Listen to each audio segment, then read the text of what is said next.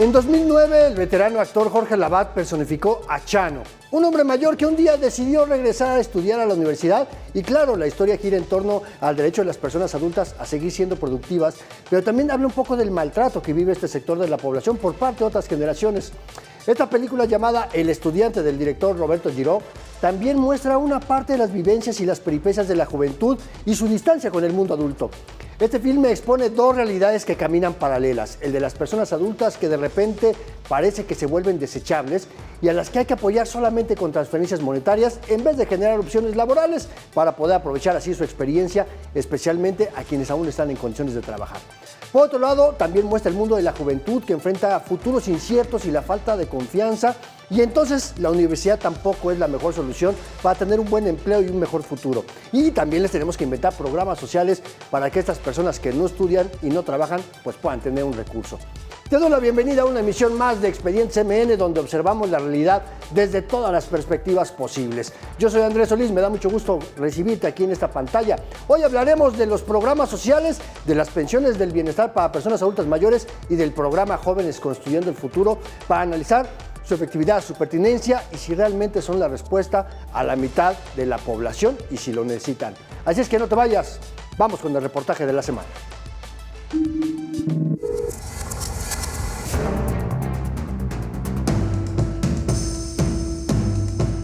Ser realistas, ¿no? Yo lo que hice o dejé de hacer en la vida ya lo hice. Gracias a Dios tengo unos buenos hijos, los preparé para adelante. El 23 de octubre de 2024, el Congreso de la Unión aprobó reformas para que la pensión del bienestar para las personas adultas mayores se reconozca como un derecho constitucional a partir de los 65 años de edad. Básicamente radica en disminuir la pobreza de este sector, ¿no? Contribuir a mejores condiciones de bienestar para este sector que se puede llegar a considerar vulnerable. Es mi derecho, ya viví 65 años, ya trabajé 66 años, y toda mi vida he trabajado, porque toda la vida me he mantenido yo. La pensión para el bienestar de las personas adultas mayores es un programa de transferencias económicas por 6,000 pesos que se entregan de manera bimestral a cada persona beneficiaria a través de una tarjeta del Banco del Bienestar.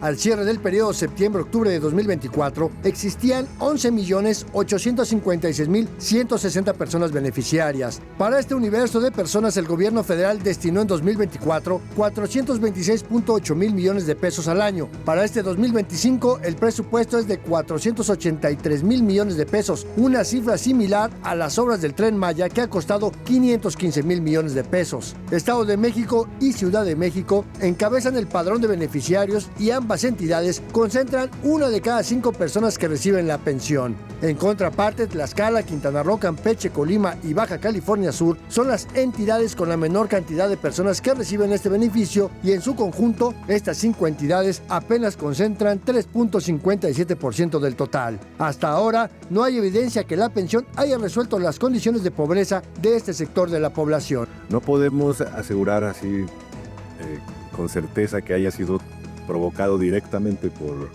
este tipo de prestación que hoy en día es un derecho constitucional. Sin embargo, parece ser un buen parámetro para mejorar las condiciones de bienestar de este sector. Mega Noticias, Andrés Solís. Durante 2025 el gobierno gastará 835.500 millones de pesos para programas del bienestar, de los cuales 483.000 serán para esta pensión universal de las personas adultas mayores, una población que sigue creciendo, y entonces el gobierno va a necesitar cada vez más dinero para poder garantizar estos apoyos.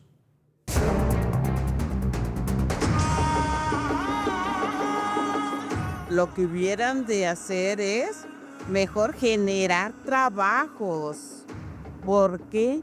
Porque así la gente nomás está esperando estirar la mano y listo. La pirámide poblacional sigue invirtiéndose y la población adulta sigue creciendo a tal grado que el Consejo Nacional de Población estima que para 2050 habrá el doble de personas mayores de 65 años que hay en la actualidad.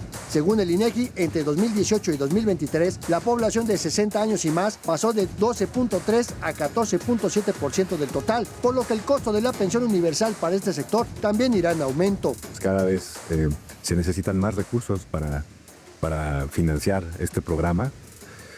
y pues la afectación en las finanzas públicas pues puede comenzar a verse reflejada. Quizás es muy pronto.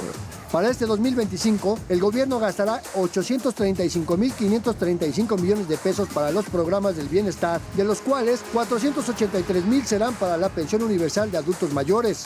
Este programa representa transferencias monetarias no contributivas, es decir, las personas beneficiarias no deben pagar impuesto por ello ni informar en qué se gastan los 6,000 pesos bimestrales que reciben. Lo que me apoya el gobierno lo invierto, de ahí voy sacando la cosecha, los trabajos.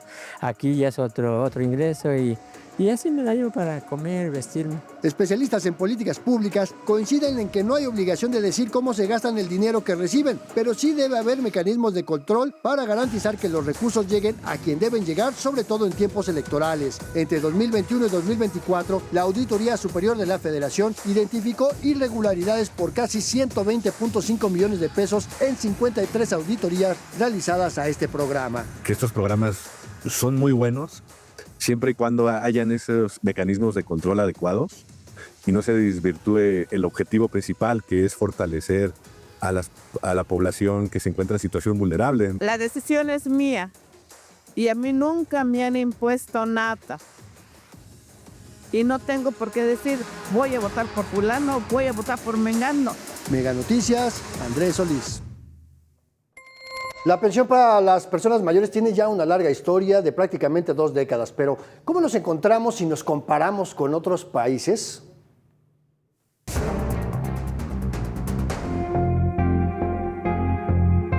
Como todavía siembro allá, entonces pues lo dedico para meter el tractor y la semilla, todos los trabajos son el campo es pesado y es caro. Si el temporal nos favorece, ya salimos, pero si no, pues la inversión se acabó. En 2001, el gobierno de la Ciudad de México impulsó el primer programa de transferencias monetarias para personas adultas mayores. Pocos años después, el gobierno federal impulsó un programa similar, aunque con rangos de edad distintos, a partir de los 70 años en el primer caso y a partir de los 75 en el segundo. Hoy la pensión para el bienestar de las personas adultas mayores es un programa universal que beneficia a poco más de 11 millones de hombres y mujeres de 65 años y más que reciben de manera bimestral 6,000 pesos. Antes que en México, otros países de América Latina alcanzaron la universalidad de apoyos a este sector de la población. Si nos comparamos con otras naciones latinoamericanas, México aporta menos recursos en términos reales. En 2022, la población adulta en nuestro país recibió en promedio $96 mensuales, mientras Uruguay destinaba el equivalente a $336.10 y Argentina 306.99.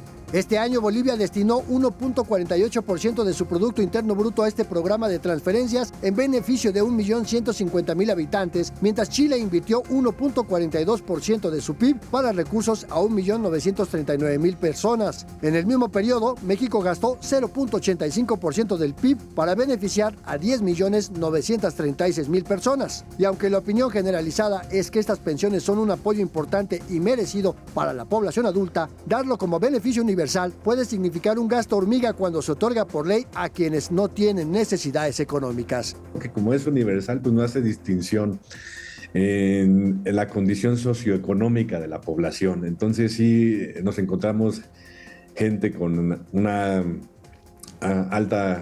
alto poder adquisitivo en esa edad, que ya está jubilado, que recibe su pensión. Lo que hubieran de hacer es mejor generar trabajos. ¿Por qué? Porque así la gente nomás está esperando estirar la mano y listo. Mega Noticias, Andrés Solís. Y pese a ser uno de los programas sociales más demandados por la población en general, sobre todo, por ejemplo, Veracruz. Veracruz es la segunda entidad con la mayor tasa de población adulta mayor después de la Ciudad de México. La población adulta en la Ciudad de México es de casi 13% del total y en Veracruz es 10.88%. Y a pesar de que hay una alta demanda, pues este programa todavía no ayuda, sobre todo a resolver los altos índices de pobreza entre esta población.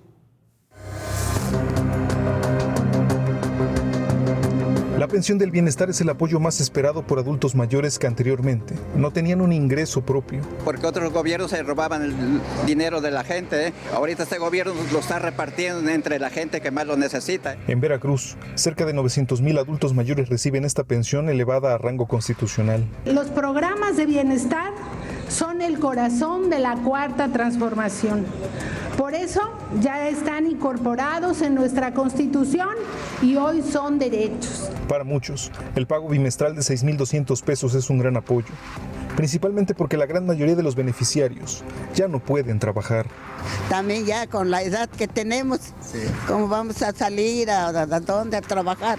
No tenemos, no puedes encontrar trabajo. Está bien que nos sigan ayudando, si necesitamos ayuda también. Sin embargo, los índices de pobreza no han disminuido en la entidad desde su aplicación. Basta con revisar que el porcentaje de adultos mayores en dicha condición únicamente disminuyó 5.6% en los últimos 6 años. A nuestra población le hace falta cultura financiera, pero también no olvidemos aquellas personas que están en los lugares más alejados. Pensemos en esas personas adultas mayores que no tienen acceso a un derecho a la salud, a la educación, al trabajo, a algo que garantice su bienestar. En términos generales, Veracruz tiene una calificación aceptable en el diagnóstico y evaluación de los programas sociales. Aunque el propio Coneval señala que se debe trabajar en variables como las reglas de operación y la transparencia en el uso del presupuesto. Si de por sí el presupuesto ya estaba comprometido con muy poca movilidad, y si a eso le agregas que las principales acciones de los gobiernos son repartir programas sociales, regalar cosas, pues se va a deteriorar más la infraestructura carretera, alumbrado público, inmobiliario urbano, porque no hay en el presupuesto dinero para mantenimiento. Elías Durán, Mega Noticias. Muchísimo gusto poderme enlazar de aquí hasta la ciudad de Jalapa, la bella ciudad de Jalapa, con mi querido colega Elías Durán, precisamente autor de esta pieza que acabamos de ver. Mi querido Elías, qué gusto saludarte, bienvenido a Expedientes MN.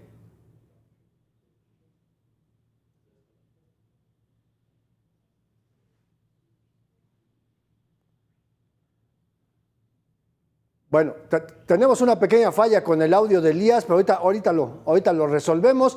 Mientras, déjame decirte justamente por qué quisimos centrarnos un poquito en Veracruz. Por esto que te decía yo, la Ciudad de México es la entidad, la capital del país, donde mayor porcentaje de población adulta hay. 12.83% de la población en la Ciudad de México es de 65 años y más. Y el segundo lugar lo tiene Veracruz, 10.88% de su población tiene 65 años o más. Tercer lugar es Sinaloa con 10.74%. Y parece que ya recuperamos a mi querido Elías. ¿Cómo estás, Elías? Bienvenido aquí a Expedientes MN. ¿Cómo estás? Qué gusto saludarte.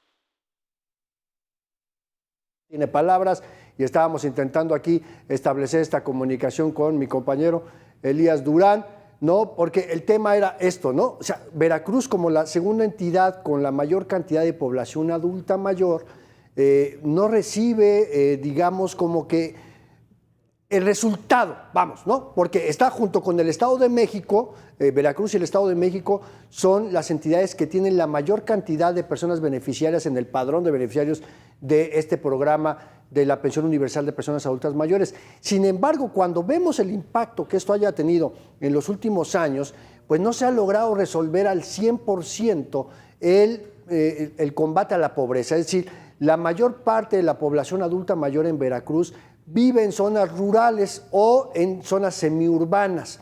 Esto significa que la mayoría se dedica todavía a actividades agropecuarias, al campo, a la siembra, en algunos casos la ganadería, y esto hace que recibir la pensión pues sea un aliciente, porque además pues el tema está precisamente en la falta de oportunidades de empleo para este sector de la población, porque pues precisamente la falta de opciones laborales en muchos municipios del norte, de la zona sur, que son los municipios más pobres de Veracruz, pues impacta, ¿no? En contraparte, y ahorita vamos a ver, ya está Elías Durán, ahora sí parece que ya tenemos a Elías. ¿Cómo estás, Elías? Qué gusto saludarte. Muy bien, Andrés, un gusto saludarte, al igual que todo el auditorio.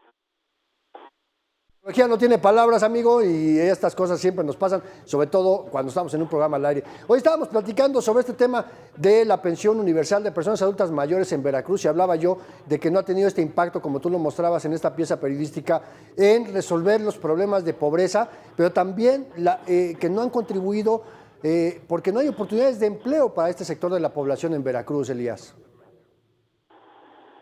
Así es, desafortunadamente, a pesar de que estos programas se proyectaban como un salvavidas para todas aquellas personas que ya no eran económicamente activas, lo cierto es que más allá de acercarnos a una calidad de vida mucho mejor, lo sigue marginando, lo sigue dejando en índices de pobreza muy lamentables, muy preocupantes, porque si bien ellos reciben su pago bimestral, ellos cuentan con este recurso en su banco del bienestar, ellos ya no se pueden dedicar a generar más ingresos, y este único ingreso les sirve para poder costear no únicamente lo que deben de gastar al día, también su medicamento, el cual se ha reducido en institutos como el Instituto Mexicano del Seguro Social, el transporte, que aquí en Jalapa cada vez es más caro, los insumos de la canasta básica, ya ni se diga, hemos debatido muchísimas ocasiones cuánto se ha encarecido la canasta básica a pesar del aumento salarial, a pesar de los apoyos. Ahora, esto nada más hablando o cubriendo las necesidades o el día a día de los adultos mayores. La realidad es que hay que decirlo, hay que señalarlo, recientemente hasta nuestros micrófonos han llegado denuncias de quienes están coaccionando el voto a través de estos programas sociales, precisamente en una época y en un año en donde Veracruz está cerca de vivir elecciones municipales, precisamente el próximo domingo 1 de junio. Y eso hace todavía más grave la entrega de este recurso que, si bien está destinado para los más necesitados, no se cuenta con esa transparencia que permita reconocer o identificar si realmente está impactando en su economía. Y más allá de eso, seguir evidenciando, seguir teniendo en estas condiciones a los adultos mayores, bajo las condiciones del voto, bajo la coacción del voto, hace que esto sea todavía mayor. Pues seguimos teniendo problemas de comunicación con mi querido Elías Durán, pero justamente eso que decía, ¿no? El año pasado hubo elecciones para renovar la gubernatura del estado, este año hay elecciones municipales y al final del día pues siguen utilizándose de manera electorera. Mi querido Elías Durán, te agradezco muchísimo estos minutos para Expediente CMN y espero verte pronto aquí de nuevo.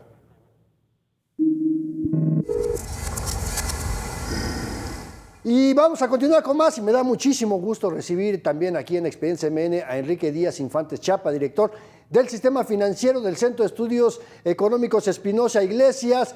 ¿Cómo estás, Enrique? Qué gusto saludarte. Bienvenido a Expedientes de Mega Noticias. El gusto es mío, Andrés. Muy contento de estar contigo. No, hombre, el placer es para nosotros y déjame ponerte un poquito en contexto. Estábamos platicando sobre este tema de las pensiones universales para las personas adultas mayores, el impacto que todavía no se refleja porque a pesar de que es un apoyo directo a cada persona de 65 años y más, pues la verdad es que viene a sustituir otras cosas que deberían de recibir también de acuerdo a lo que mandata la propia Constitución, como servicios de salud, como oportunidades laborales. Enrique, ¿cómo evalúas tú este programa de la pensión universal de personas adultas mayores? A ver, yo, Andrés, lo evalúo como algo necesario. Somos una población, la mexicana, que está envejeciendo aceleradamente y que tenemos problemas en el mercado laboral. Más o menos el 56% de la población económicamente activa está en la informalidad y el 44% restante en la formalidad. Entonces, si tú tienes una población con un trabajo precario, pues su pensión va a ser precaria. Entonces, esta pensión universal de 65 y mayores es más que necesaria, considerando que la gente no necesariamente acumuló durante su vida laboral, que hubiera sido lo deseable para pensionarse. Entonces, es muy importante la pensión del bienestar de 65 y mayores. Ahora, Andrés, aquí sí es importante no dejar de ver la parte de la sostenibilidad, la parte fiscal, porque si nos concentramos nada más en que se les dan 6,000 pesos bimestrales y son 3,000 pesos y que no alcanza y todo, pues vamos a decir qué gran injusticia. Y si es una injusticia, sí tenemos que subir, pero también tenemos que ver la parte de los ingresos. ¿Cómo el sexenio pasado se avanzó bien positivamente en ampliar la cobertura, se avanzó bien positivamente en subir el monto de las pensiones, pero donde no se avanzó fue en hacer una reforma fiscal que las haga sostenibles. Entonces, a mí siempre me preocupa cuando se habla de pensiones que se concentre nada más la mayoría de la gente en hablar de los beneficios y que no es suficiente, y es correcto, no es suficiente, pero que no se hable de hacer mejoras en el mercado laboral y que no se hable de la parte fiscal para darle sostenibilidad. Justamente eso, Enrique, porque al final del día pues la población adulta va aumentando. La estimación es que para 2050 haya cerca de 25 millones de personas adultas mayores en este país de 65 y más que tendrán este derecho constitucional de recibir la pensión. Pero la gran pregunta es, ¿de dónde va a salir ese dinero, Enrique? Sí, Andrés, y ahorita lo que hemos visto es que en ausencia de una reforma fiscal, lo que se ha hecho es irle quitando recursos al gasto en educación, al gasto en salud y al gasto en infraestructura, es decir, se le ha ido quitando a los pilares del crecimiento dinero, al capital físico y al capital humano. Y entonces, con una población, como bien señalas, que está envejeciendo aceleradamente y que va expulsando cada vez más gente del mercado laboral, entonces no estamos aprovechando la colita que todavía nos queda del bono demográfico. Entonces, sí preocupa que no estemos así, que estemos más concentrados en la parte del gasto en pensiones y no en el mercado laboral y en hacer una reforma fiscal urgente para poder fondear esto. Y hay un tema que le seguimos sumando, esto que está diciendo Enrique, porque le quitamos recursos a educación, pero sobre todo le quitamos recursos a salud.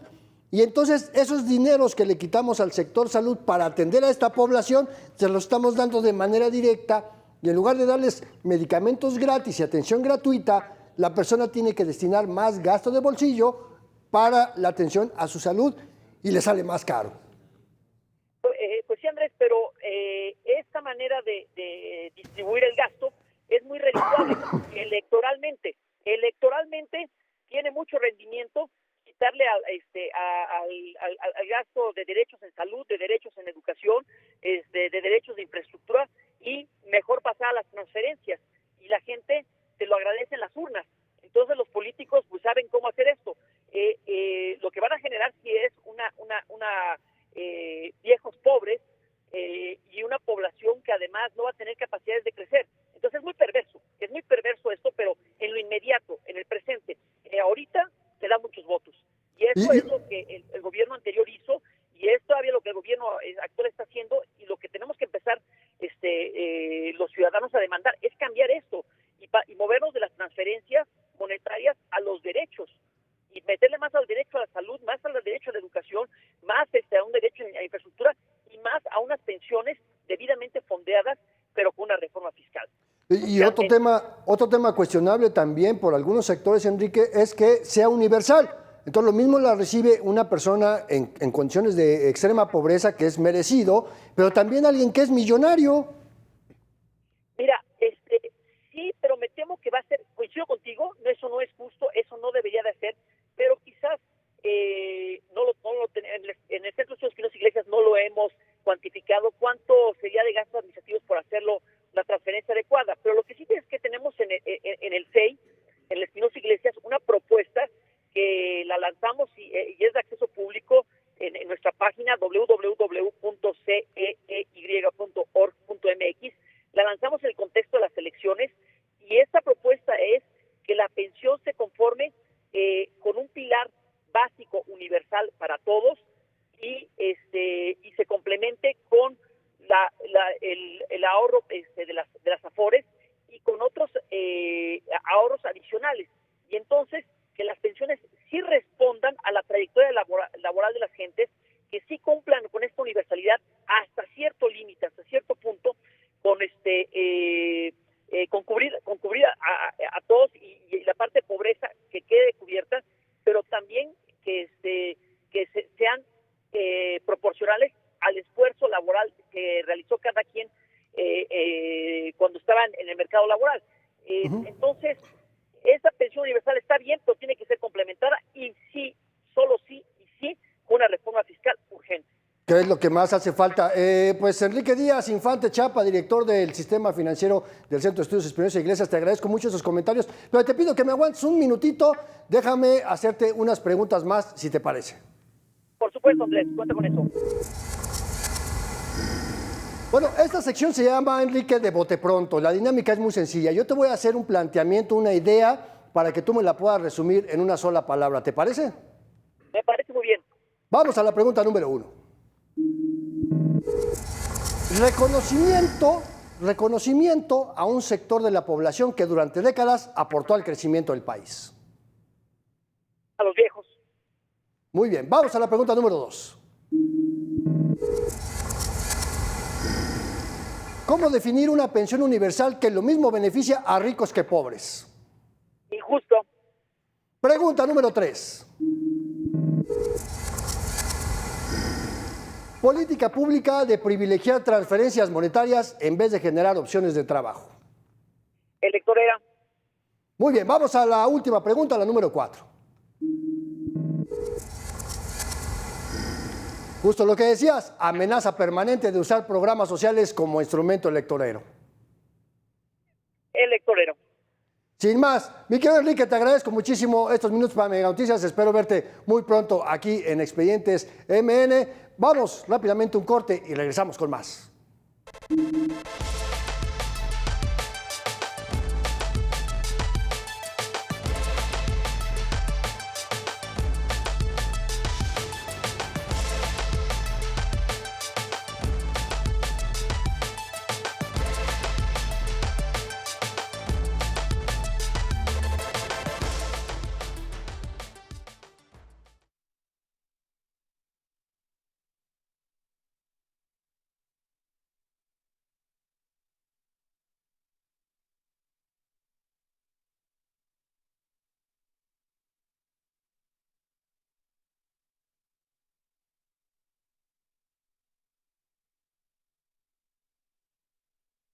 Cinco, 4, 3, 2, a la orden.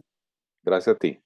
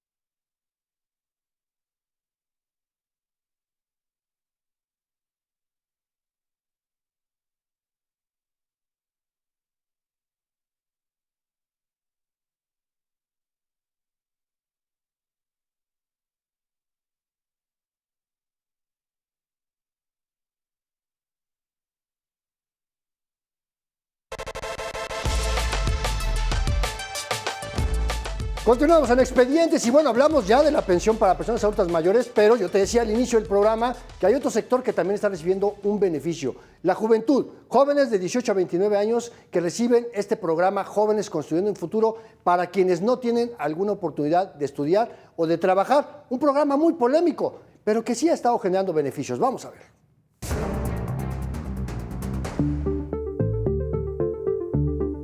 Pero nos enfrentamos a un problema ante la vida profesional en el momento en el cual tú quieres pedir un trabajo y te piden experiencia. De acuerdo con la Secretaría del Trabajo y Previsión Social, en México hay 2 millones de jóvenes entre 18 y 29 años de edad que no estudian ni trabajan y la mayoría vive en regiones de alta marginación en condiciones de vulnerabilidad. Por eso el gobierno federal creó en 2021 el programa Jóvenes Construyendo el Futuro. La estrategia ofrece acercar a este sector de la población a un empleo temporal por un año donde pueda capacitarse e ir adquiriendo experiencia, especialmente en aquellas entidades con menos desarrollo apoyo y menos opciones de empleo. Lo único que necesitan es registrarse en una plataforma digital de la Secretaría del Trabajo y Previsión Social y elegir entre diferentes opciones para desempeñarse como aprendices, ya sean profesionistas, técnicos profesionales u oficios diversos. Fue un procedimiento, en mi caso, muy fácil, muy sencillo. Estuve pendiente a las plataformas, que estuviera abierta la convocatoria y poder vincularme a la empresa, y todo fue muy rápido. Todo ocurrió en menos de una semana y ya estaba vinculada y ya esperando pues la fecha de inicio de la capacitación. Desde el inicio, el programa ha otorgado una beca de 7,000 pesos mensuales a poco más de 3 millones de jóvenes, y para este año el presupuesto aprobado es de 24,000 millones de pesos. Quienes desean registrarse deben elegir una empresa u organización social donde deban vincularse como becarios, y las empresas que ofrecen puestos se encargan de realizar los trámites ante la autoridad laboral. De hecho, aquí en la empresa ellos mismos me ayudaron y me asesoraron. Me ayudaron con la impresión de todos los papeles, los trámites.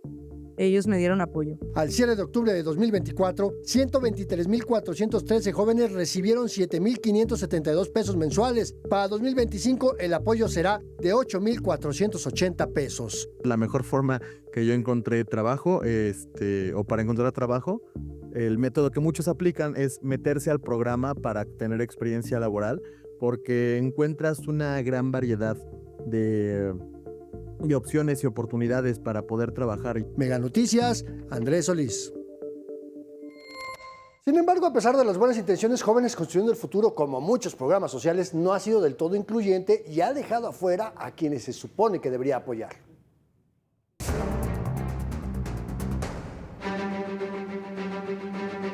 Jóvenes Construyendo el Futuro es uno de los programas emblema del gobierno federal, un programa que da ayudas directas a jóvenes de entre 18 y 29 años de edad que no estudian ni trabajan. Es un programa donde te capacitan, donde puedes entrar y no necesariamente necesitas tener una experiencia, sino que tú entras y aquí mismo te van dando las capacitaciones. Es muy bonito estar trabajando en esta empresa. La capacitación ha sido pues muy amena, el ambiente laboral también es muy relajado. Es un gran apoyo para los jóvenes porque te curte de muchas formas, además de que estás siendo becario, que en la mayoría de empresas cuando entras de becario el salario es bajísimo o en general no te pagan, lo mismo que los servicios sociales, pero aquí al estar por parte del gobierno, pues tú percibes un salario. Hasta octubre de 2024 había 123,413 jóvenes inscritos en el programa, y aunque el compromiso es atender a la población en las entidades con más vulnerabilidades, hay estados gobernados por Morena que reciben más beneficios. Guerrero, Veracruz, Michoacán, Tabasco y México acaparan 43,8% de los recursos, mientras Baja California, Nuevo León, Baja California Sur, Chiapas y Aguascalientes en conjunto apenas tienen 3,1% del padrón. Destaca que en Veracruz y Tabasco hayan concentrado una importante cantidad de becarios en 2024, año en que se renovó la gubernatura en ambas entidades. Los estados con mayor cantidad de personas inscritas en el programa alcanzan apenas entre 4 y 5% de la población joven, de acuerdo con el censo del INEGI. Jóvenes Construyendo el Futuro no cumple la meta de llegar a donde más lo necesitan. En entidades como Chiapas y Oaxaca, las más pobres del país, apenas reciben beneficios el 0,5 y 0,8% de la población de 18 a 29 años de edad, donde además el desempleo en este rango etario es de 40 y 49% conforme a las encuestas de ocupación y empleo del mismo INEGI. Además, según la Secretaría del Trabajo y Previsión Social, los nombres y ubicaciones de las empresas promoventes de becas no pueden darse a conocer con el argumento de que no es información pública. Solo dicen que son 598,845 empresas y centros de trabajo. Mega Noticias, Andrés Solís. Bueno, son miles de jóvenes que reciben esta beca por participar como aprendices en alguna empresa, en una dependencia federal, hasta en una ONG. Pero este programa, Jóvenes Construyendo el Futuro, ha reportado irregularidades, como por ejemplo, le dan la beca a quien sí estudia, o a quien sí trabaja, o inclusive a jóvenes que ya fallecieron.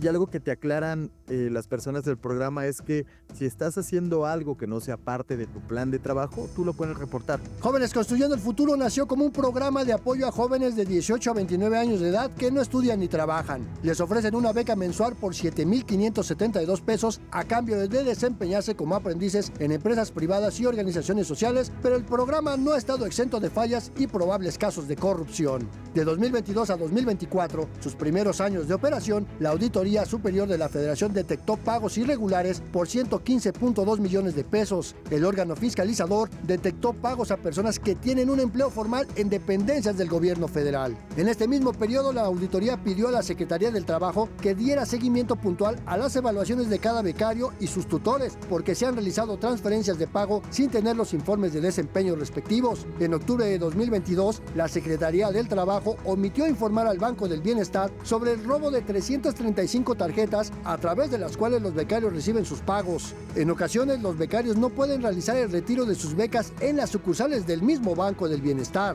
Pero los cajeros no te dan el dinero. He ido a 3 cajeros que hay aquí en la ciudad y no te dan el dinero. He tenido que estar retirando en cajeros de otros bancos y pues pagando la comisión de 35 pesos porque no sé qué falla haya, pero siempre me dice que hubo un error en la transacción. Esto obliga a las y los beneficiarios a recurrir también a establecimientos comerciales. Nos dan la facilidad en los supermercados de ir a hacer una compra y podemos retirar hasta 2,000 pesos en cada compra. No puede ser una compra de un chicle de 5 pesos, de lo que sea, pero que sea una compra mínima. Pero también ha habido casos en que becarios son víctimas de sus propios empleadores. Irregularidades que son muy comunes, como que los centros de trabajo te quiten parte del dinero. En mi caso no he tenido ningún inconveniente de este estilo, pero sí han habido situaciones en grupos donde les quitan la mitad de su beca a los chicos. Mega Noticias, Andrés Solís.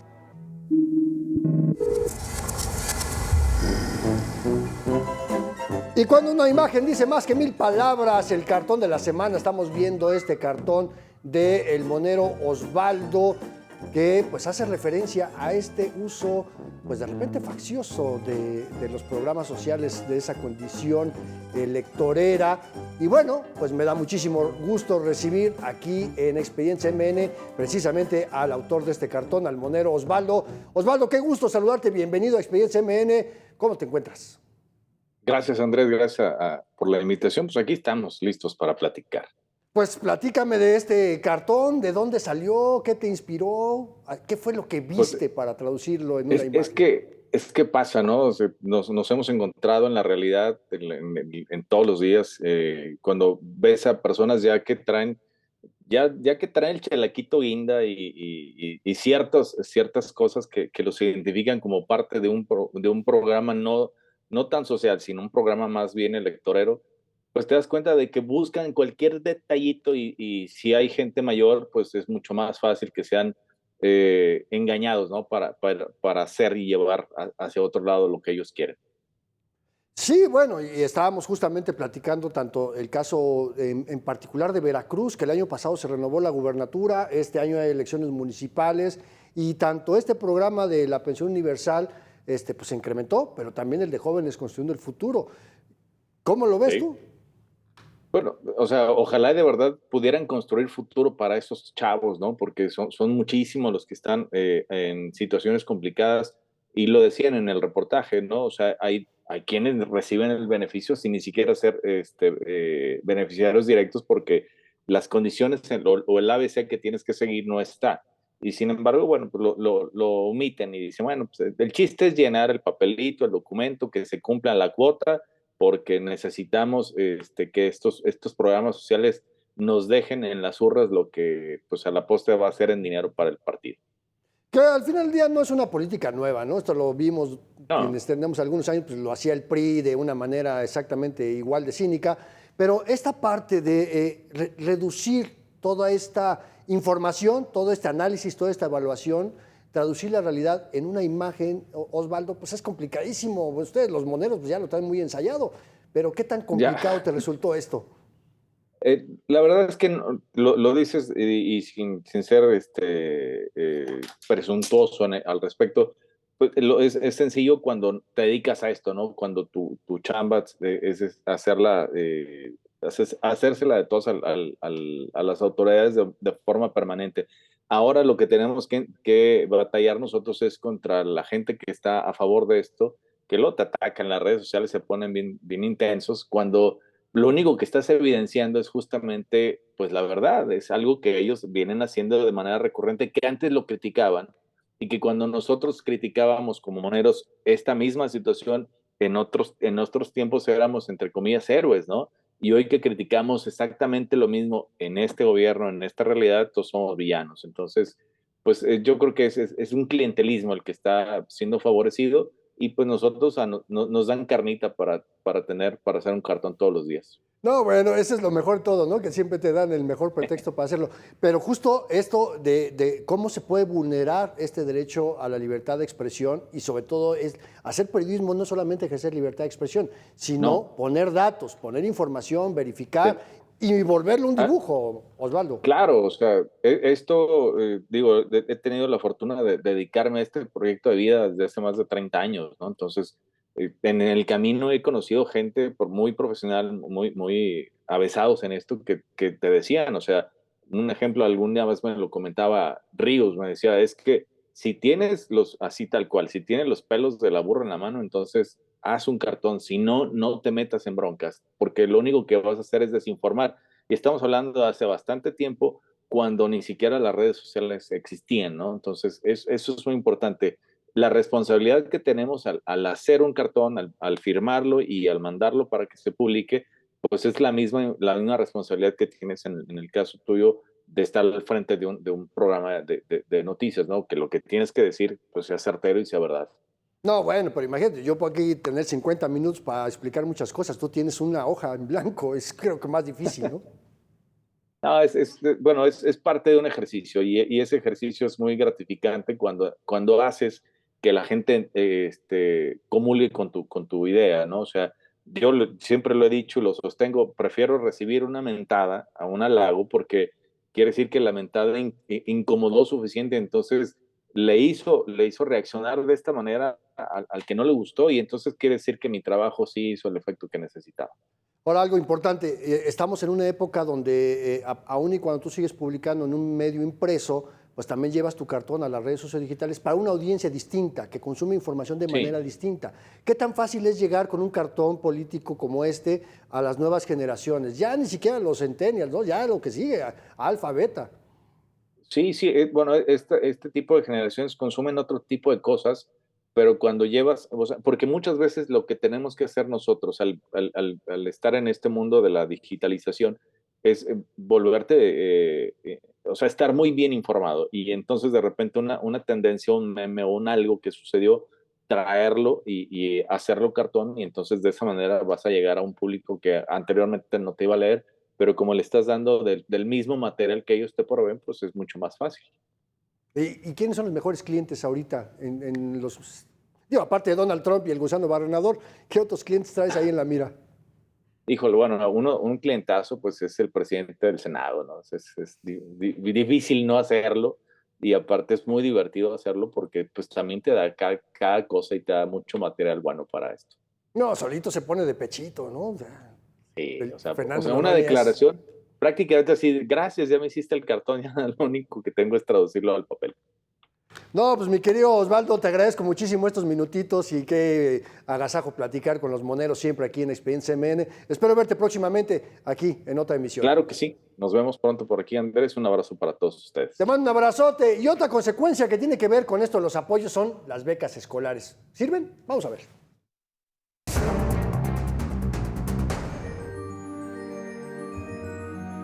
De hecho, acá recibo la de la beca Benito Juárez. Nomás es.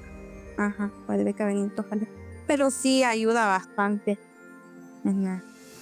Cómo pagar la renta, para la semana y todo eso. A través de las becas para el bienestar y el programa Jóvenes Escribiendo el Futuro, el gobierno apoya a 15 millones de estudiantes desde educación básica hasta superior. La intención es que las y los estudiantes no tengan que abandonar sus estudios por motivos económicos. Que más personas en los distintos niveles educativos tuviesen mucho más oportunidades de ingresar y de mantenerse. Para hacer el registro sí fue un poquito complicado, sí sí fue dificultoso porque al principio no podíamos ingresar a la página. Al inicio del ciclo escolar 2024-2025 había 4 tipos de becas educativas. Las becas del Bienestar Benito Juárez para Educación Básica, que a partir de octubre de 2024 cambiaron su nombre a Beca Universal Rita Cetina, que otorga 1,900 pesos bimestrales por familia y 700 pesos adicionales por cada estudiante de secundaria. Para estudiantes de educación media superior, el apoyo es de 1,900 pesos por estudiante y para 2024 el padrón de beneficiarios fue superior al de educación básica.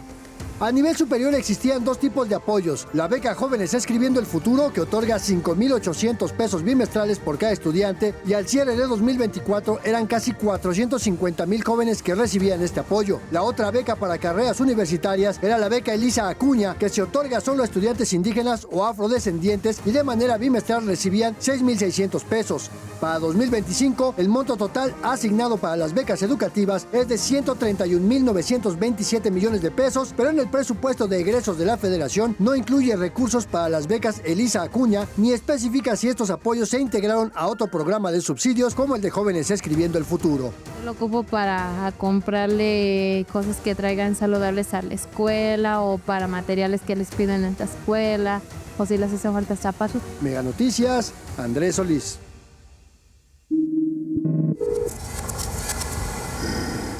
Y cuando la realidad supera la ficción, pero sobre todo el choro político, vamos a los cuentos 50. Jóvenes Construyendo el Futuro es uno de estos programas que tanto ha presumido el gobierno y sí, ha dado buenos resultados, ya lo decíamos. ¿Pero qué crees? Pues que no cumplió con el objetivo de apoyar a los jóvenes en los estados más pobres del país. Chiapas y Oaxaca son los estados donde menos apoyos ha brindado este programa y donde, de acuerdo al propio INEGI, se registran las mayores tasas de desempleo en este sector de población. Y en el caso de Oaxaca, fíjate, Oaxaca, 4 de cada 5 empleos son informales. Cuentos 50, número 2. Ya te digo que Jóvenes Construyendo el Futuro se diseñó para beneficiar a quienes por alguna razón no estudian ni trabajan. Eso era lo que decía, ¿no? Bueno, eso dicen. Pues, ¿qué crees? Que de acuerdo con la Auditoría Superior de la Federación, entre 2022 y 2024 se reportaron irregularidades por 115 millones de pesos. Irregulares que van desde pagos a jóvenes inscritos en la universidad, a jóvenes que sí tenían chamba, y como te decía hace rato, el colmo es que le dieron la beca a jóvenes que ya se habían muerto. Así las cosas. Bueno, terminamos expedientes, pero vamos a una conclusión.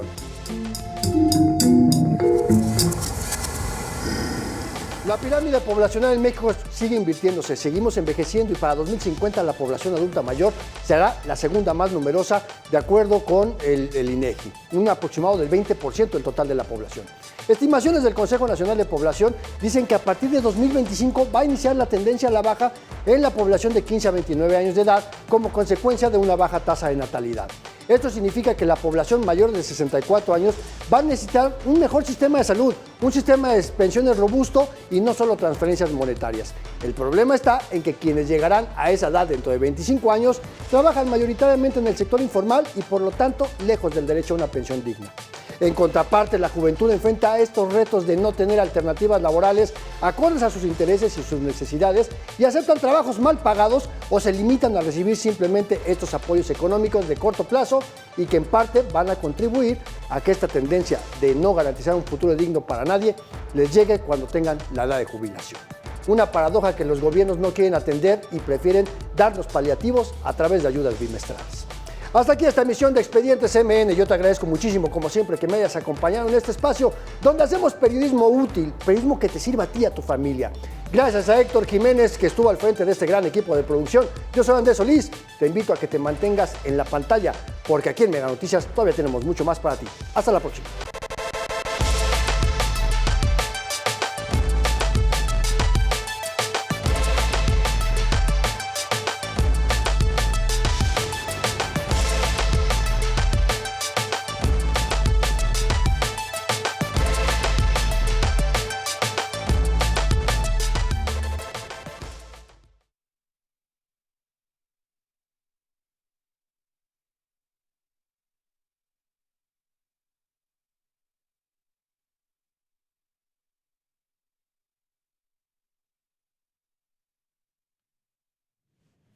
Dos, 4, 6, 8, 10, 12, 14, 16, 18 y 20. Muchas gracias, señores. Gracias. Buen programa, amigo. Sí, amigo.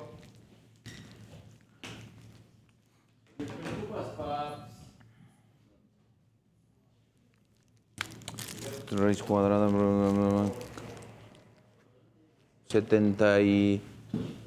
728. 728, vamos. Aunque usted no lo crea,